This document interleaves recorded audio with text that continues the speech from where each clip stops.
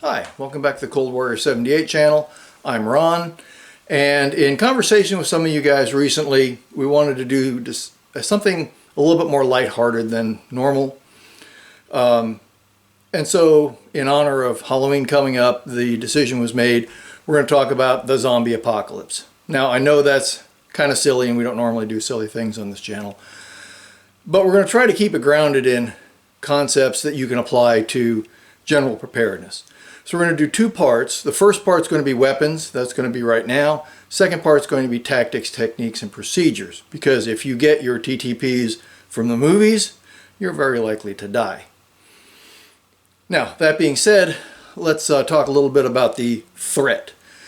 Because any preparedness, whether it's military or civilian, needs to be based on what is it that you are preparing for. So what is the threat?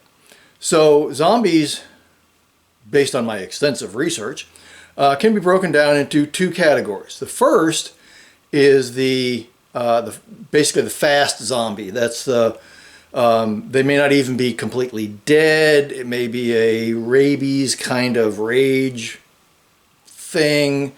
So they're fast, nimble, they can jump, they can do all kinds of things. Those are generally, again, based on my extensive research in the movies, generally you can kill them the way you kill most people. Center mass, chest shot, they bleed out, they die. So shotguns, machine guns, whatever you got should work for those. Should. So today I want to talk about the, if you will, the classic zombie, the Robert Romero movies, Walking Dead when they first started, that kind of genre, where you're talking about something that died. Somebody that died, and then was, to use a lousy term, resurrected by this virus, or reanimated, that's probably a better term, by this virus or whatever it is. And they have the barest of functions. They're fairly slow, although if you get them all riled up in a crowd, maybe not quite as slow, but they're generally not runners. They share one important characteristic, though, from a threat standpoint, and that is you have to do a central nervous system kill.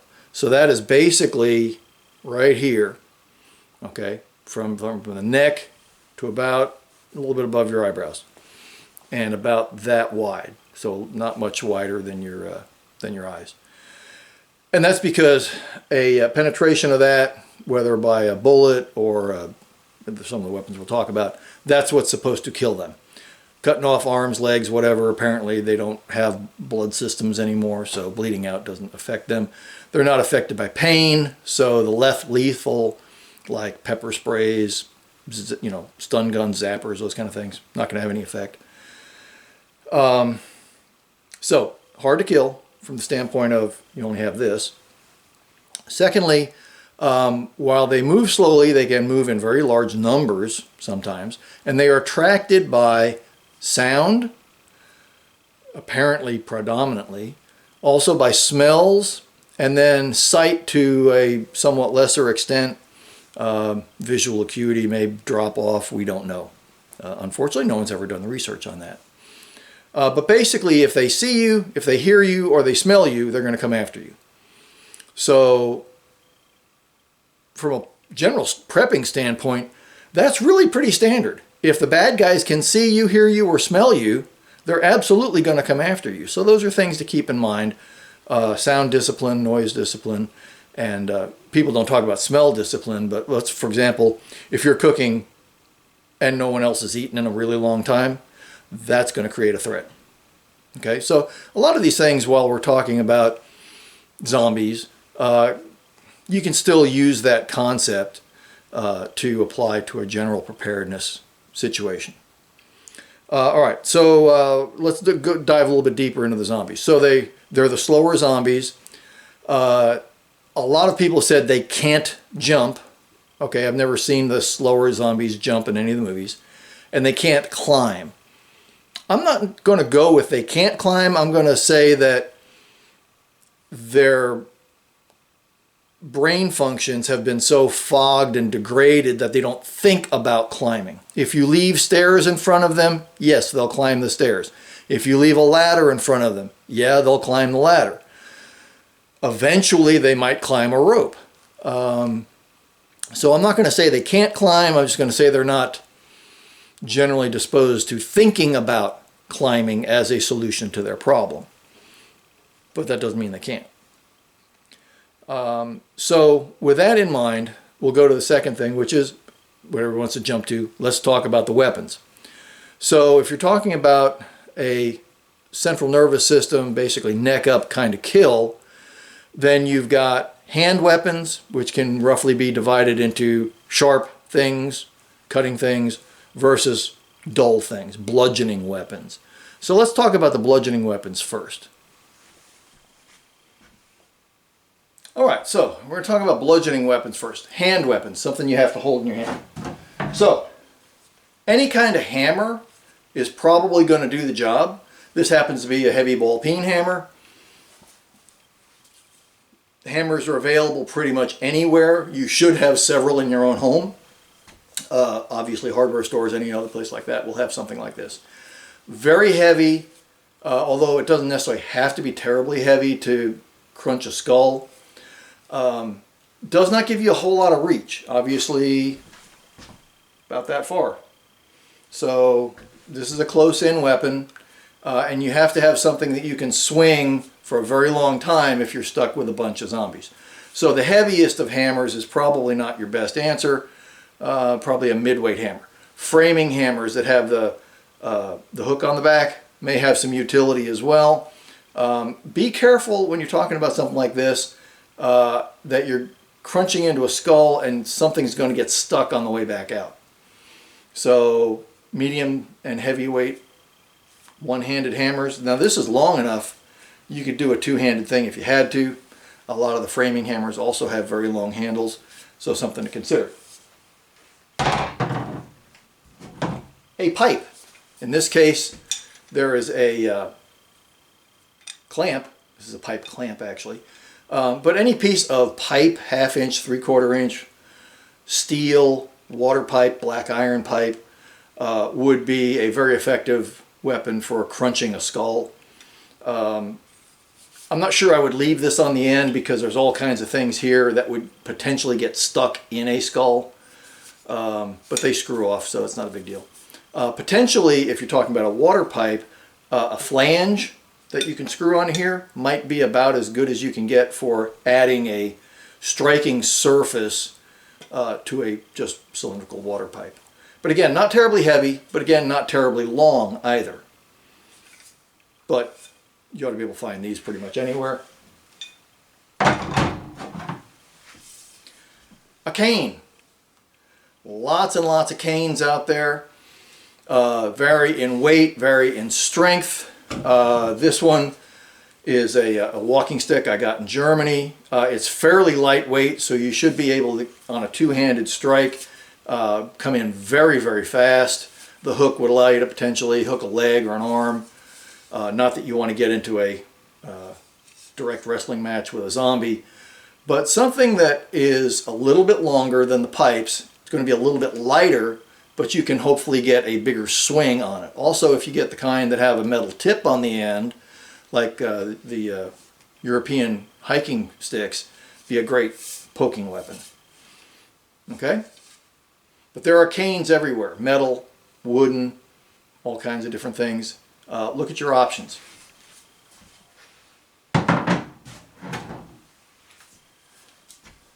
Crowbar. Okay, now this is heavier, considerably heavier than the cane.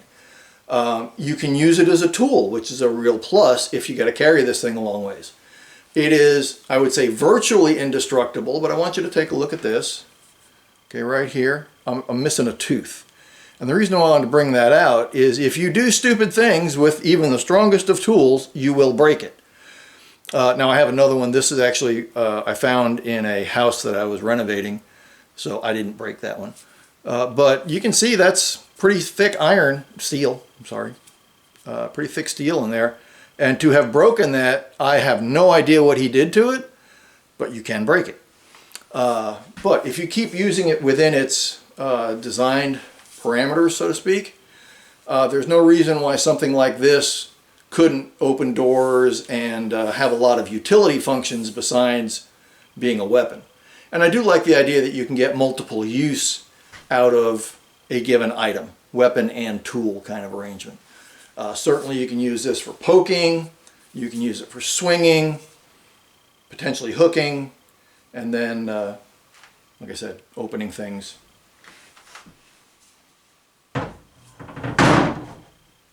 And then finally, in general categories, this is a hiking stick, a walking stick, okay, about an inch and a half, inch and a quarter in diameter, fairly light, but immensely strong.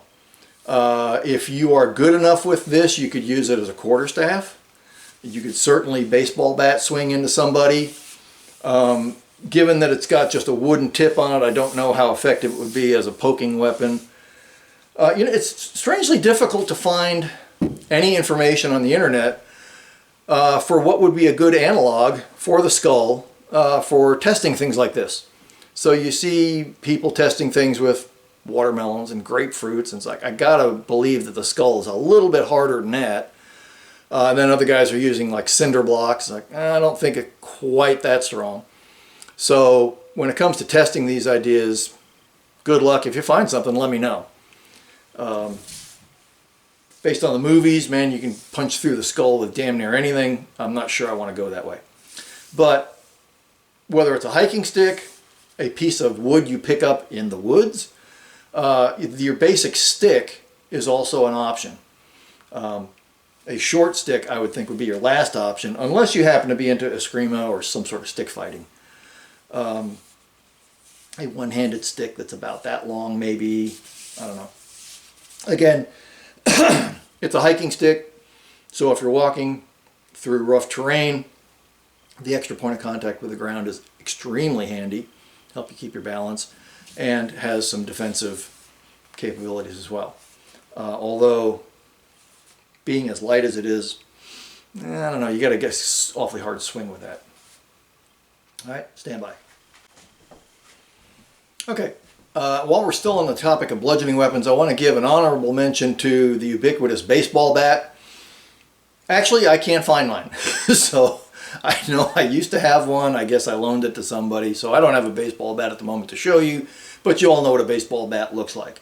For those of you in Europe, a cricket bat or something would be effectively the same thing. It's a piece of wood, although now we use aluminum in some cases, that is designed to swing and hit something. So, swing it and hit something. Shorter ones would probably be more effective simply because they're lighter. Now, let me go back to a point. Baseball bats that have spikes and things on it and all these other... No, don't do that. I'm afraid that this has enough projections that it would potentially get stuck inside of a skull. And so you have a one-hit weapon, then it's stuck. Then, unless it's the only zombie out there, you're going to have to drop that weapon and go to something else. Baseball bats with the spikes, for those of you who watch Walking Dead, the barbed wire wrapped around it, yeah, that's not really going to, it's going to scare living people a lot more than it's going to be effective against zombies. Let me put it that way. But people come up with all these mace-looking things with big old spikes coming out. I think that's a really good way to get something stuck in a skull and not be able to get it back out. So I would tend to go more for a smooth pipe, a smooth baseball bat, or something like that, over all this spiky stuff that looks really cool in the movies, but yeah, I don't know. Okay, so stand by. All right, so you see before you now a selection of edged weapons, edged tools, actually. So we're going to talk about them briefly, and then I'll pick them up and show you each one individually. The one in the back is one that you all ought to be familiar with, but you're probably not. That is called a ditch axe. I'll show you that in a minute. That's the only two-handed edged tool or weapon I have out here. On this side I have a series of machetes and kukris. I find them immensely handy around the homestead. This one is a tomahawk. These other two are hatchets. That's actually a shingling hammer. That one is calls itself a carpenter's hatchet, but again, hatchet size kind of things. And then a selection of knives, and I'll go into each of those in detail here. So stand by. All right, this is called a ditch axe. It's also known as a bill hook. Okay, that's a hook, that's a bill. They made medieval weapons out of a farmer's tool, very much like this. Here in the South, we call it a ditch axe because this is what used to be used to clear the drainage ditches on the side of the roads. It is a double-edged weapon, meaning you have an edge here on the side and you have an edge on the inside. All right, and this is it's a tool. Okay, so it's not like you're going to cut, you know, very lightweight stuff with. This is designed to take down weeds, brush, hence the term brush axe sometimes, saplings up to maybe 3 inches in diameter. If it's a pine, you can take a 3-inch diameter sapling out with this sucker. It's not terribly hard steel as far as, you know, like knife grade steel or something like that. It is bendable. I have seen guys bend these things, but then heat it up, bend it back, sharpen it, ready to go. So the advantage of that is, even if it takes, if you can get really close in here, you might be able to see there's some serious nicks on that blade because this gets used all the time around here. Get a file, sharpen those out, not a big deal. It's going to keep on going and going and going. It has a 2-hand length. Let me step back a little bit. Here you go. So it's a double-handed handle here. Should be good hickory if you're getting a decent one. This is the only 2-handed tool or weapon that I have out here because if you swing something this big, it's going to keep going. And if you easily slice through your target, or even worse, if you miss your target, the ability to get that back up in the fight is extremely difficult. The only reason I would include this is because you have the ability to cut one way, cut the other way, and even cut on a thrust, because this is also sharpened. And again, it has the utility of being able to clear campsites, sight lines, do an awful lot of things. I don't use it as an axe. I broke the handle on one trying to take down a hickory tree that was just a little bit too big for it. So now I have one of these things where the handle stops here. It's ungainly, heavy as a one-handed tool. So from a two-handed weapon though, that's about the only sharp thing that I can honestly recommend. Stand by a minute. Alright, so in the line of machetes, now you have all kinds of shapes of machetes if you guys are interested in machetes. You've got the standard Latin machete, which has a straight back, a little bit of blade. You've got bolo machetes with a really big bend. This is a cookery style machete. This is called a recurve. It chops really, really good. The sweet spot's right about in here. This particular one is from cold steel. It's got a decent enough handle on it. I would like that to be a little bit bigger, frankly, but then I have bigger hands. The steel is adequate, but it's machete steel, so it's more like the ditch axe. It's not high quality knife steel. So it will bend if you mess with it. But again, if it bends, you can bend it back. It's a little bit softer steel than knife steel, so you're going to be sharpening the edge fairly regularly. But if you're going to be whacking zombies with something, having something that is extremely lightweight and potentially you can have more of in your stocks, got an adequate point. Although most machetes are not going to be stiff enough for a point attack. If you're stabbing into something with a machete, that's too thin. It's probably going to bend if you're off even a little bit. All right. So machete. Now again, not terribly long. That's 14 to 15 inches. On the other end, this is a cookery. It's a very small cookery for the way that goes, but it is a legitimate cookery. This is much, much thicker. Don't know how well you can see that. That's almost a 1/4 inch thick here on the back. So it chops heavy. You can, if you have to poke, you can poke, but it's a much shorter weapon. I used to use this camping for splitting little pieces of wood and just doing general camp chores. clearing the sights and stuff. It works very, very well. The sweet spot's right in here, again, on a recurve kind of blade. You can tell I like recurves. This is a random machete that I got out of a big box store when I was traveling because my machete got stolen.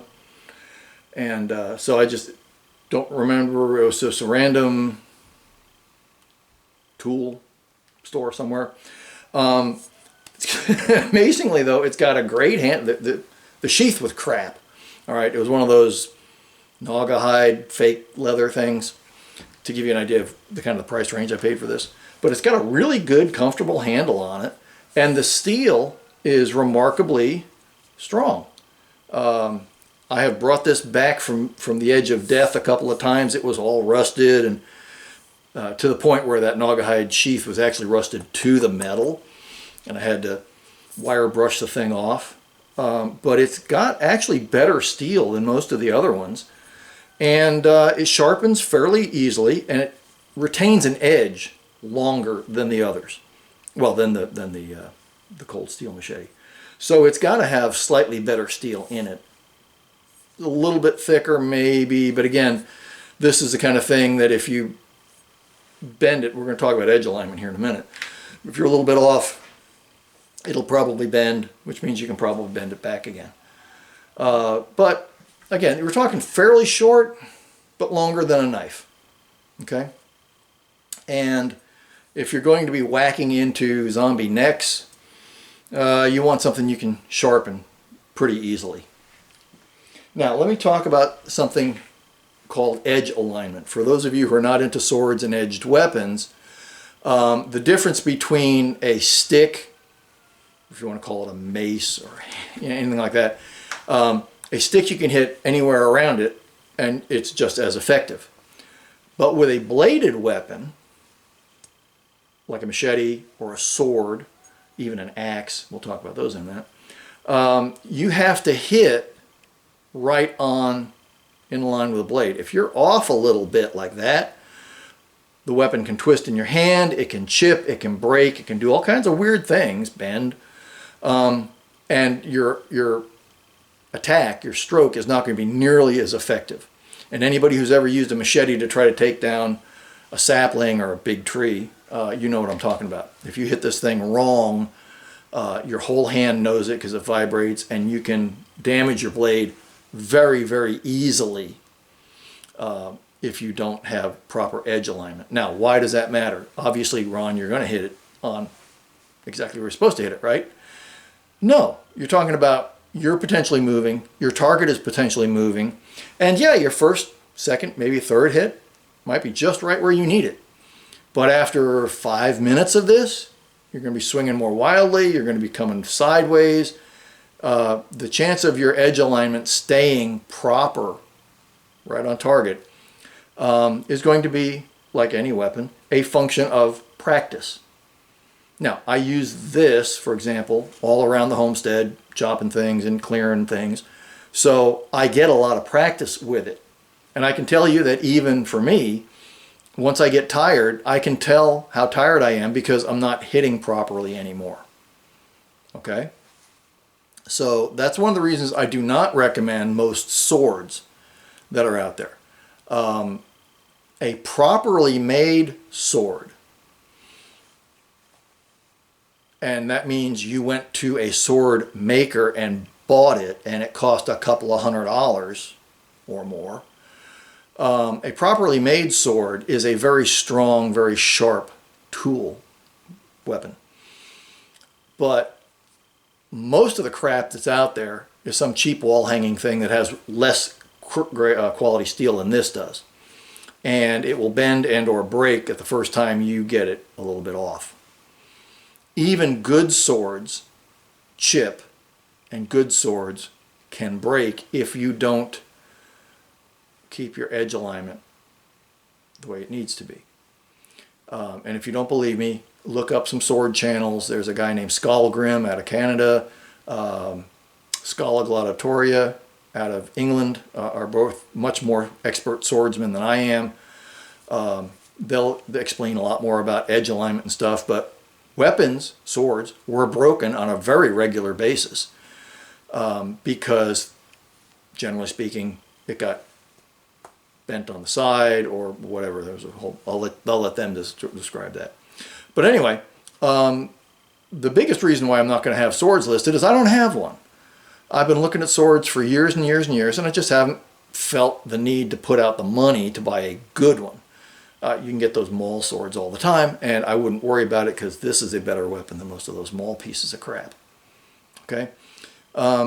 So at least here in America, the availability of a quality sword is an issue.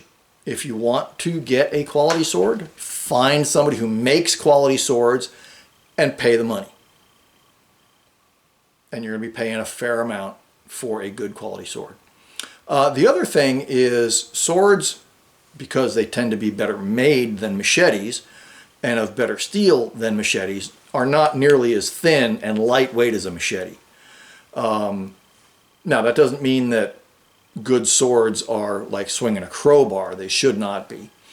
But anything that's longer than, we'll call it a short sword, so like Gladius or any of the classic short swords, is going to be awfully long.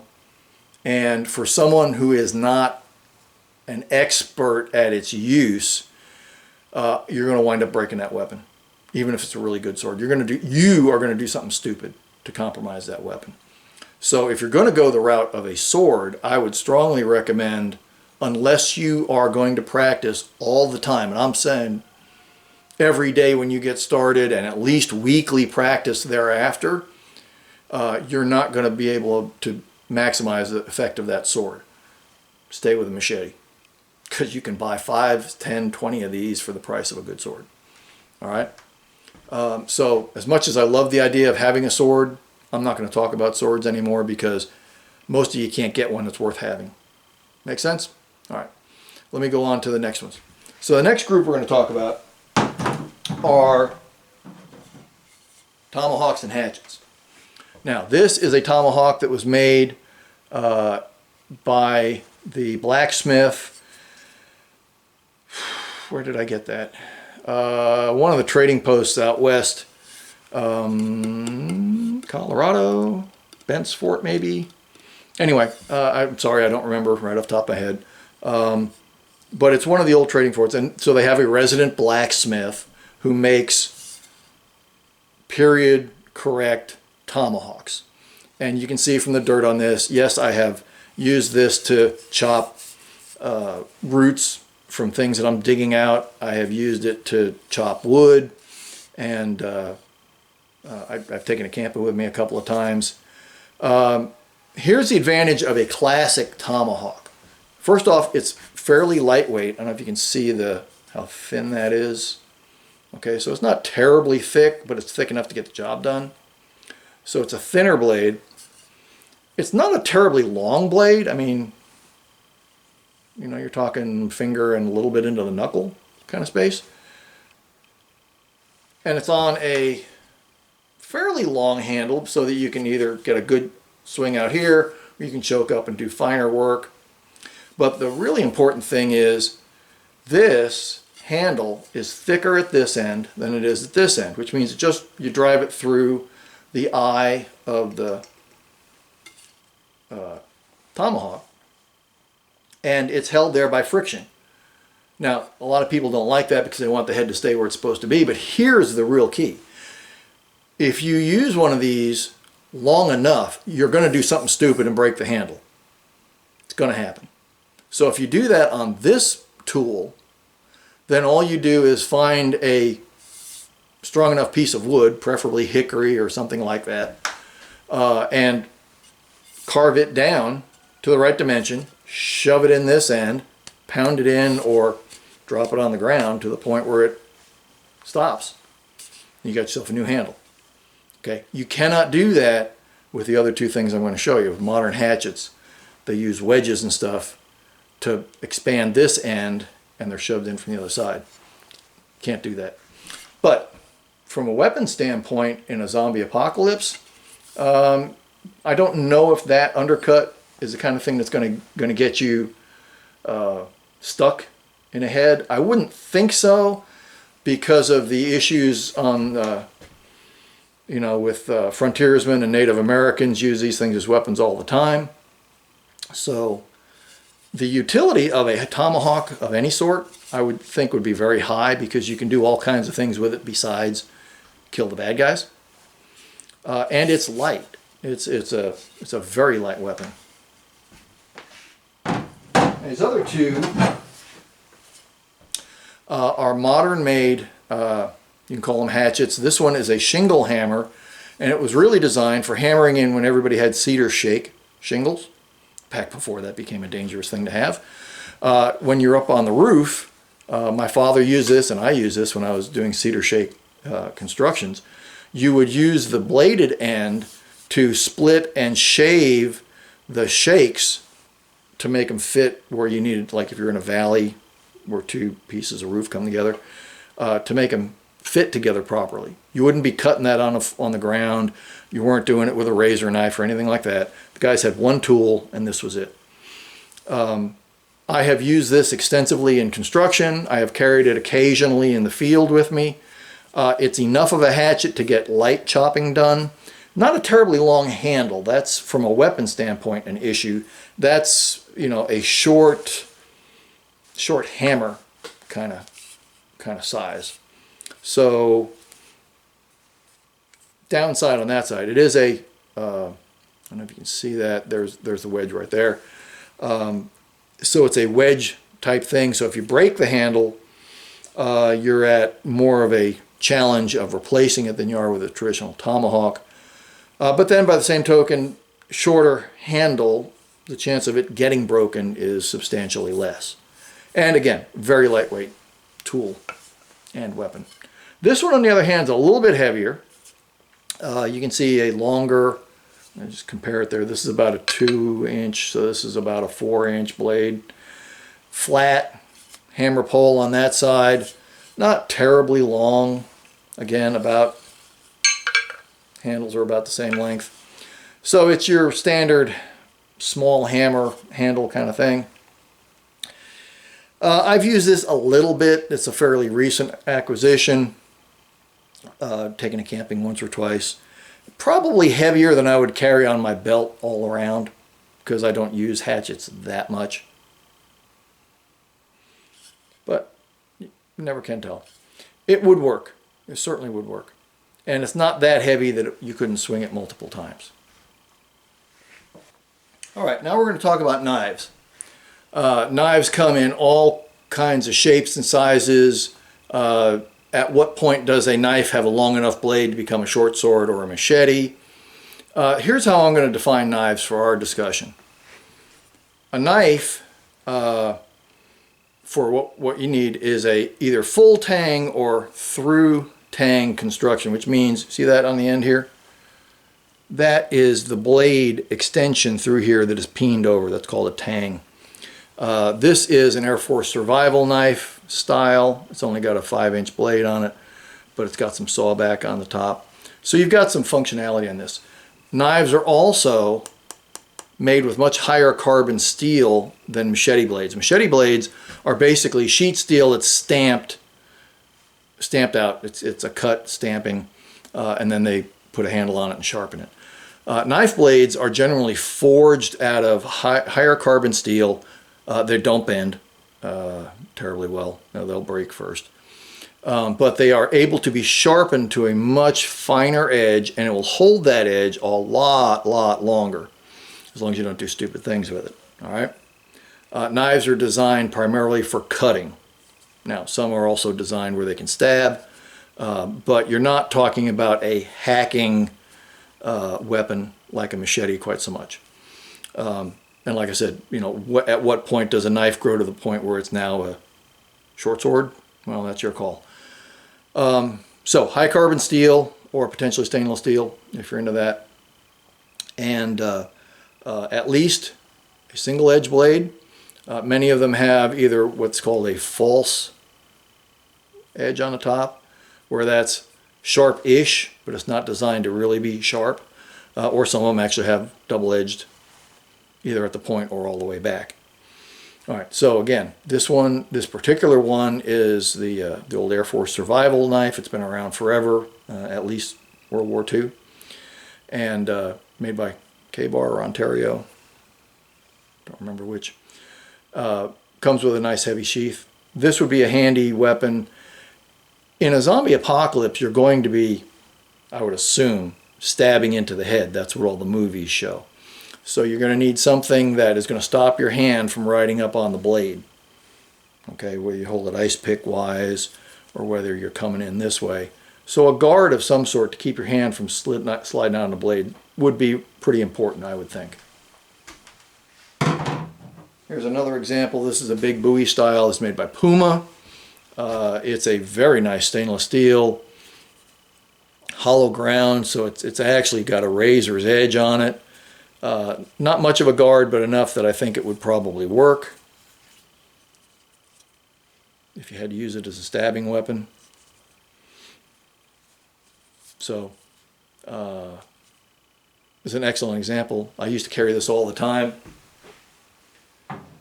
until I got this one. This one is an Ontario Knife Company, Rat 7 Randall Action.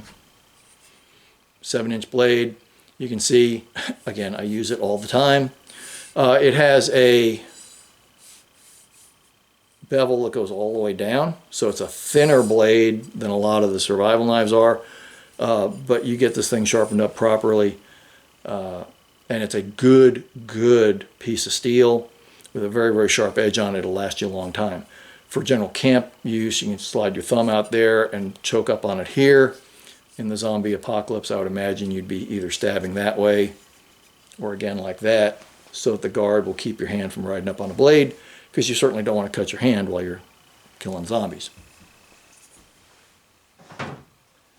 Honorable mention goes to a whole family of knives which you may or may not have seen. This is an old bayonet. You can tell by the groove here on the back and the button. Okay, this is actually a 1898 Krag Jorgensen bayonet that was originally probably that long, maybe even longer. 18 to 24 inch bayonets around the turn of the 20th century through the First World War were very common. Thick, made for piercing somebody at the end of a long rifle, being wielded by a very energetic young man trying to save his life and take someone else's.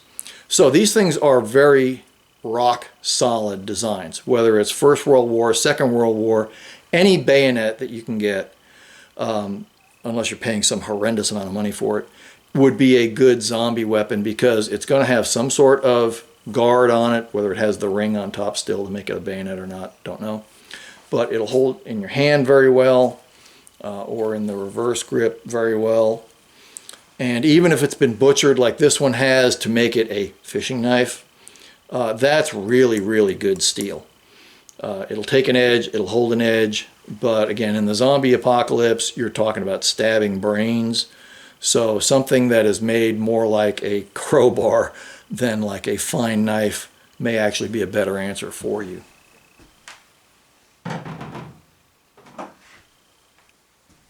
The final one I want to show is an example of, I really love it, but it's going to be an issue. This is a, if I'm going to pronounce it right, a puukko knife from Finland. This thing is wicked sharp. I mean, its razor's got nothing on the steel that's in this knife. You hone that thing nice and sharp, and it'll stay sharp for a very long time. Commercial fishermen and hunters in Finland use these things all the time. I have dressed out a couple of deer with it, and other than a little bit of a dressing up with a ceramic, you would think that it was as good as the day I made it. The one downside to this is there is no guard. So if you jam this into something, you had better have it stuck back in your hand so it doesn't, because if your hand slides out on that wicked sharp blade, you are going to feel it. So as much as I love this knife, not my first or even second pick for the zombie apocalypse. There's a lot of other knives that I would go with first, but a really good cutter. All right, so if we're talking edged weapons, we talked about edge alignment. Grab this one again. All right, so edge alignment. Obviously, you can bludgeon somebody with the back end of it. You can slap somebody with the wide side of it. But to do the job you're supposed to do, you need to hit them with your edge aligned properly. Swords, axes, hammers, doesn't matter. You've got to have it aligned properly if you're going to do the maximum amount of work or damage. Okay? Now, you're not likely to bend anything like this, but if you hit it off center, it's absolutely going to twist in your hand, which means it's not going to do the job it intended to do. And if you absolutely needed to kill that zombie, you might wind up being eaten instead. So with edged weapons, always understand you have to have your edge aligned properly, and that edge has to be sharp enough to do the job. If you're killing zombies, it doesn't have to be razor sharp, but it does have to be sharp enough. All right, stand by and we'll talk about distance weapons. All right, so now we're going to get into ranged weapons. And this is anything that you don't have to be physically hitting somebody with the other end of, whether it's a stick, a sword, or whatever. So the first thing that comes to mind in a lot of places is a bow, archery of some sort. This is a compound bow. It's actually my wife's hunting bow. My son borrowed my bow because, yeah, it's deer season right now and that kind of thing happens. If you have a modern bow with any sort of sight pins, you can see that right, yeah, right in there. These things are super accurate if you practice enough. With my hunting bow, when I was hunting all the time, I could hit a 3x5 card anywhere inside of 45 yards. No questions asked, first shot, because I practiced literally every day. I got good at the range, and then I set up a small range at my house, and so every day I would fire at least 10 arrows at various ranges around the yard, just to keep in practice with which pin meant what the pull is, the whole 9 yards. Okay, this is now every weapon you need to practice with, even if it's something as simple as a machete. But the more complicated they get, the more you got to practice. And archery is a skill that you can learn, but you absolutely have to practice. And I mean, like I said, honest to God, when I was bow hunting regularly, I would shoot 10 arrows a day at least 6 months out of the year. At least 6 months out of the year. And then during the summer, we would do field walks and things where you would have a trail through, and at random distances, targets would appear. Okay? It's a skill that you can learn if you're going to put the practice in that you need to. If you're not, this is not a good weapon for you.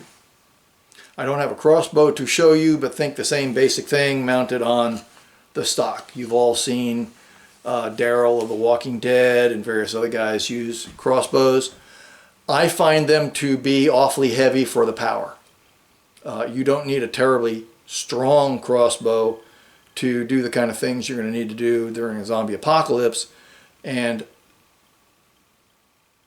reloading a crossbow, in my experience. Now, I haven't tried all crossbows by any stretch of the imagination, but if they're strong enough to be any good, they're not very easy to cock and get another bolt ready to go. Regular archery arrows can much, much faster. My experience. Your mileage may vary. So, bows and crossbows. Slingshot. One of this style of slingshot with the support here, where you can really get a good pull on it. Again, it's a skill that you have to acquire to shoot this accurately, but it's cheap.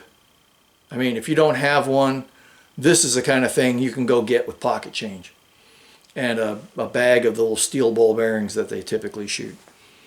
The steel ball bearings, while they're more pricey than just rocks in your front yard, have the advantage that they're all uniform size, they're all uniform shape. Rocks vary in weight, they vary in dimensions, so they're going to go wherever they want to go. Something like this can be extremely accurate at a fairly short range, but you can get extra tube, you can get extra, this whole end here.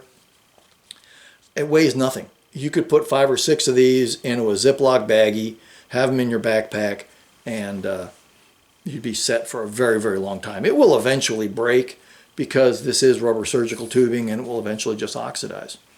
But before it does, this can be a terrible, I have seen people that are absolutely, they can take squirrels. Okay, if you can hit a squirrel reliably with this thing, you can absolutely use it in a zombie apocalypse. The more ancient version of this is the sling, you know, the 2 pieces of rope, you swing it around your head or swing it up, whatever you do. Dave Canterbury has a very good video on modern slinging, and I just started playing with that concept, so I'm no good at it. I'm certainly not going to show you. But it's a skill, again, you can learn. You're going to have to practice. You're going to have to practice enough to get good enough at it first from an accuracy standpoint. But again, you're not talking a requirement to have a hell of a lot of range. So once you get good with, Dave uses tennis balls to start with just because they're cheap. That's a really good idea. And once you get that down, then it's just a matter of refining and continuing to practice. But something as ancient as a sling would probably be a good idea because they're virtually indestructible on their own. Even if you had to have 2 or 3 backups, again, you're not talking even ounces of weight. And they're, again, you can use rocks on the ground if you want to. You can stock stainless steel ball bearings if you wanted to. You know, whatever makes you happy. But practice is going to be a real big deal. Now, everybody's going to jump in and say, hey, Ron, what about firearms? Generally, I don't agree with most firearms. And the biggest reason is zombies are attracted to sound.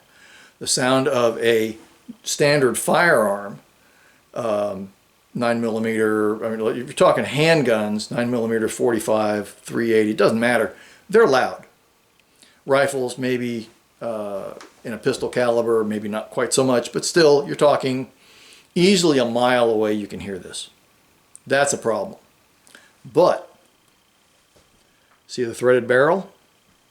You put a can on the front end of that, a suppressor, okay, and I don't even know if you can show those on YouTube anymore, so I'm not going to, but you unthread this, thread on the suppressor, and for a .22, which is what this is, if you use the right ammunition, it is almost as quiet as the movies make them out to be.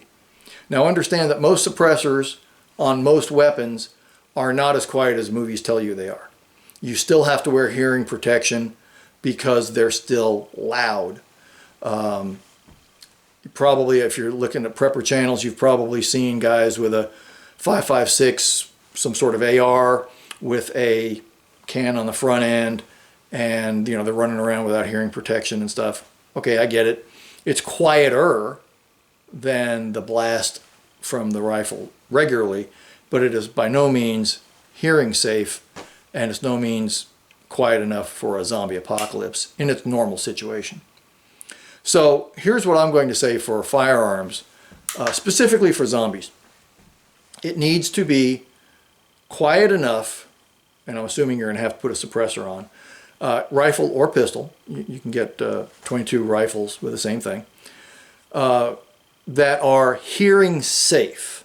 Okay, so they're not going to be absolutely dead quiet like the movies show, but they should be very close. A subsonic .22, or even, believe it or not, a subsonic .45, because they are normally subsonic unless you get the plus P ammunition. If it's going less than 1,000 feet per second, you can suppress that to the point that you'll hear the gun racking almost as loudly as the round was fired. Now, for those of you who are not familiar with suppressors, again, they're not miracle devices. They're a muffler like on your car. So it will quiet the report of the weapon. The key is subsonic. If you have a bullet cartridge, if you will, that is subsonic by nature, then it's going to be much quieter than supersonic bullets. Supersonic bullets have that crack as they go through the sound barrier. Okay, rifle bullets, many pistol bullets nowadays.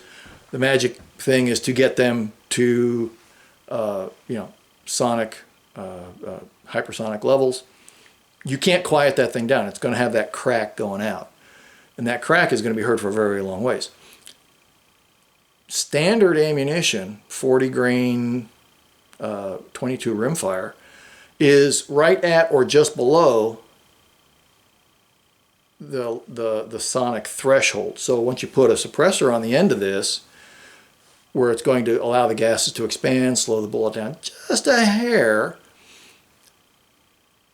it's going to be very quiet compared to one without the can, or compared to, say, a 9mm, which is supersonic in its normal loadings, even with a can. So again, if it's not hearing safe with a can on, it's going to be too loud for the zombie apocalypse. Now let me talk about something else here. All right, this is a Ruger 1022. They're everywhere. Obviously, it's nothing in the magazine. I've already checked it for clear. This one is not threaded at the end, but something like this that takes various kinds of magazines, you can put a scope on it, or a red dot if you prefer, and threaded for a can. That is an excellent zombie weapon because subsonic, it's very quiet.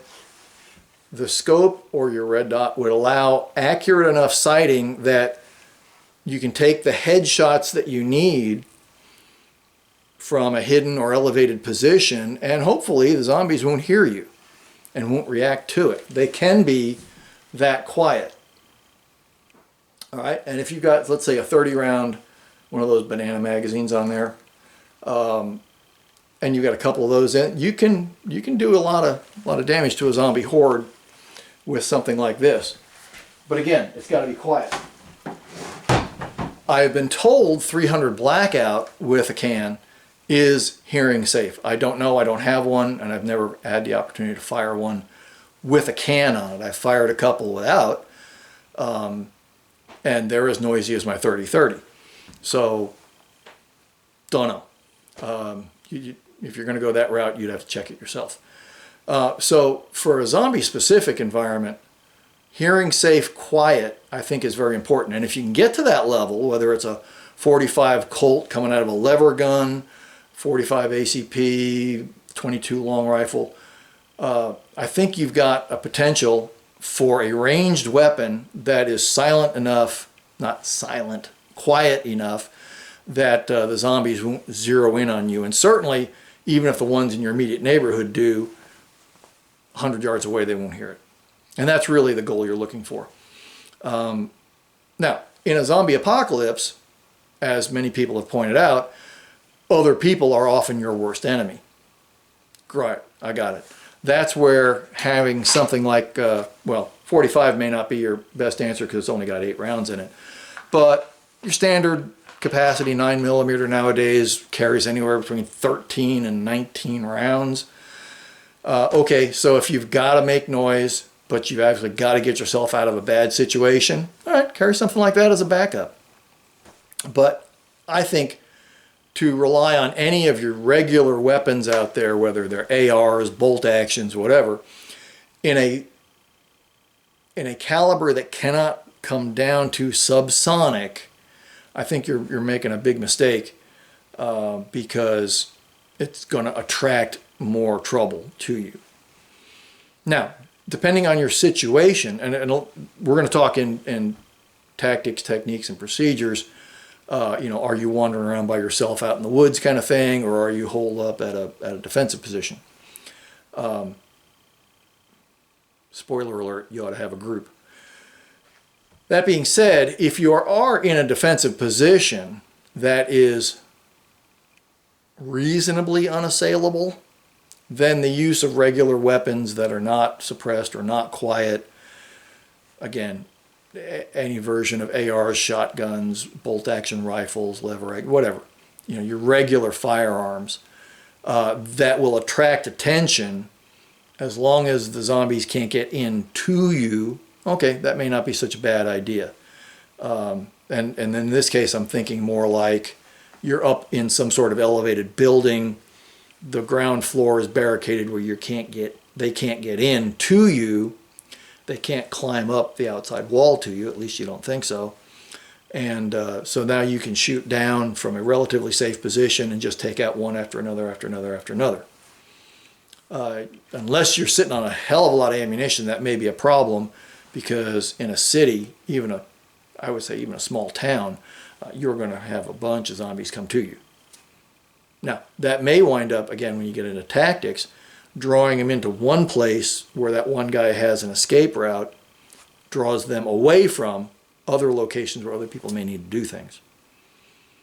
So one of the scenarios I talked about with somebody while we were sitting around a campfire was get somebody up on top of the grocery store roof, start popping zombies. All the zombies come to the grocery store, and the only reason you're doing that is because other people from your group need to get to the hardware store down the block. And the fact that you're drawing zombies over to the grocery store allows your team to get into the hardware store and do what they need to do. Or vice versa. You see what I'm saying? But again, that's more tactics than it is weapons oriented. So yeah, in the house, shotguns, rifles, whatever. I've got plenty. You should have plenty. But specifically zombie things, quiet. I hope that makes sense. All right, stand by. We'll get to some honorable mentions and some other things. All right, so in summary, I reject most firearms because they're too loud. Suppressed 22 rimfire, suppressed 45, because they're naturally subsonic, I think have a potential. The 300 Blackout, again, I don't have any personal experience with that. I reject most swords only because in America you can't find decent swords easily, and the expertise to use a sword is not as easily attainable as it is in a lot of other parts of the world. Although, again, if that's your thing, seek out the training, get it, have a great time. So what do I recommend overall for zombie weapons? Well, if you're at home or in a defensive position, hell, have them all. Most of these things are not terribly expensive. They're easily found in people's homes, in stores, whatever. I mean, you can go to any of the big box stores and find hatchets, machetes, knives, stuff like that, baseball bats, pipes. So there's no reason why you shouldn't have a bunch of these things just hanging around in different parts of your home or your defensive position. Again, we'll talk about that in tactics, techniques, and procedures. In case you just need one and for whatever reason the one you have doesn't work. All right. So if it were me, and if I were having to be mobile going from point A to point B in the zombie apocalypse, what would I carry? All right. Start with the ranged weapon. If I had a suppressed 22 rifle, like I showed you with a scope, I'd carry that. Along with that, I would have a machete. I just like cookeries, but any of the various kinds of machete. And then a knife, a stout knife, and possibly two, just because you never know when you're going to lose one. All right, not terribly heavy. It works really well. I might carry a machete, a tomahawk, and a knife, whatever you feel like. But my ranged weapon, if I have it available, would be the suppressed 22, most likely. And here's the reason why. This is 100 rounds of 22. All right. This is 300 rounds of 22. This is 50 rounds of 9mm.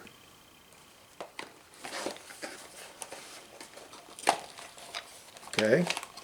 Does that give you an idea of why a 22 would be really handy walking around the woods during a zombie apocalypse? You can carry, for weight and space, a lot more 22 than you can 9mm. Now that doesn't mean you shouldn't have a magazine or two with a 9mm in case you run into bad guys. But frankly, again, tactics, techniques, and procedures, if you don't get suckered into some place you shouldn't ought to be, a 22 to the head is a 22 to the head. Doesn't matter what condition you're in. Does that kind of make sense? I hope so. All right, so I hope this was fun. Everybody likes, for some apparent reason, talking about zombies. So I hope you had a good time with that. Part 2 will discuss, again, tactics, techniques, and procedures, which are going to be much more, while they're specific to the zombies, they're going to be much more applicable to your general survival and preparedness things anyway. So, at least for part 1, thanks for watching. Please subscribe, and I hope you had a good time. I'll see you out in the woods. Bye-bye.